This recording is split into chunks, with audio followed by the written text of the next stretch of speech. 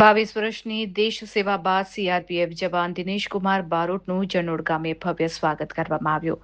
માતૃભૂમિની રક્ષા કાજે જીવનના અમૂલ્ય વર્ષો ન્યોછાવર કરનાર વીર જવાનો જ્યારે વતન પરત ફરે છે ત્યારે આખું ગામ હિલ્લોળે ચડતું હોય છે.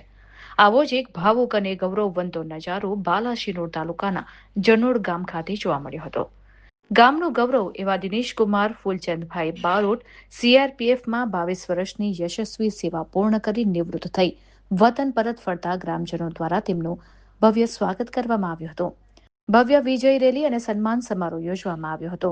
દિનેશકુમાર ગામમાં પ્રવેશતા જ સમગ્ર વાતાવરણ ભારત માતા કી જય અને વંદે માતરમના નારાથી ગુંજી ઉઠ્યું હતું.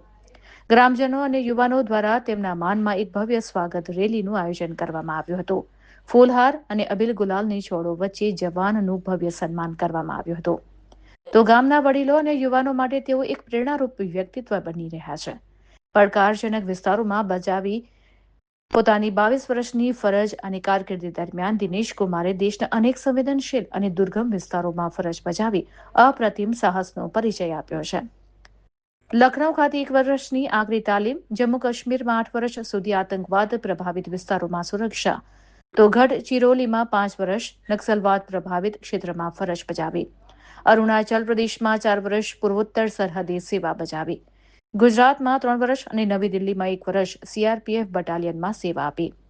દેશની સેવા કરવાનો મોકો મળ્યો એ મારા માટે સૌભાગ્યની વાત છે તેમ તેમણે જણાવ્યું હતું. તો વતનમાં જે પ્રેમ અને સન્માન મળ્યું છે તેનાથી હું અભિભૂત છું તેમ દિનેશકુમાર બારોટે જણાવ્યું હતું.